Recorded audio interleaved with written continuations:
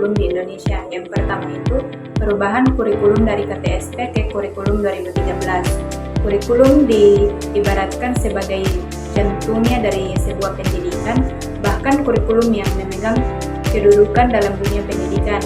Bagian ini berkaitan dengan penentuan arah, isi, dan proses pendidikan. Alasan lain perubahan kurikulum dari KTSP menjadi kurikulum 2013 yaitu karena tentang masa depan, juga potensi masa depan atau Kemendikbud 2014. Beberapa tantangan masa depan diantaranya yaitu globalisasi, masalah lingkungan hidup, kemajuan teknologi, informasi, konvergensi ilmu dan teknologi ekonomi berbasis pengetahuan, kebangkitan industri kreatif dan kebudayaan, pergeseran kekuatan ekonomi dunia, pengaruh dan imbas teknologisasi, mutu integrasi, dan informasi pada sektor pendidikan. Yang kedua yaitu perubahan kurikulum dari kurikulum 2013 ke kurikulum Merdeka.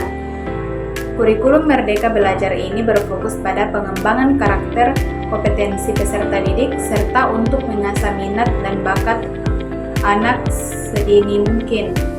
Sedangkan kurikulum 2013 berfokus pada peningkatan dan keseimbangan antara kompetensi sikap atau attitude, keterampilan atau skill, dan pengetahuan atau knowledge. Selanjutnya, perkembangan kurikulum di Indonesia. Perkembangan kurikulum di Indonesia telah mengalami perubahan signifikan sejak kemerdekaan dengan tujuan untuk menyelesaikan sistem pendidikan dengan kebutuhan masyarakat dan tantangan global.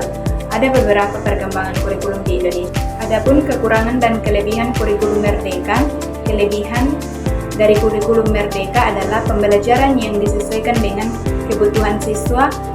Dalam kurikulum Merdeka Belajar, sekolah dan guru diberikan kebebasan untuk menentukan kurikulum dan metode pembelajaran yang sesuai dengan kebutuhan siswa.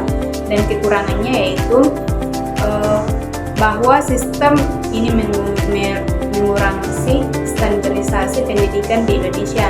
Dalam sistem ini, setiap siswa dapat mengejar tujuan mereka sendiri yang memungkinkan berbeda dari siswa lain. Nah, itulah materi dari perkembangan kurikulum di Indonesia. Selanjutnya, sesi tanya jawab.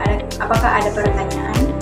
Adapun kesimpulan dari materi yang telah kita bahas yaitu perubahan kurikulum di Indonesia menunjukkan respon terhadap tantangan zaman dan kebutuhan pendidikan.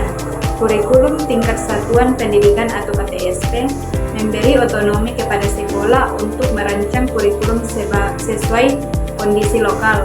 Namun pendekatan ini masih bersifat administratif sehingga kurang fleksibel dalam penerapan. Kurikulum 2013 atau K13 hadir dengan penekanan pada pembentukan karakter dan kompetensi siswa, berfokus pada pembelajaran tematik terpadu dan pendekatan saintifik. K13 bertujuan untuk menciptakan siswa yang mampu berpikir kritis dan kreatif, meskipun implementasinya menghadapi kendala dalam pelatihan guru dan fasilitas.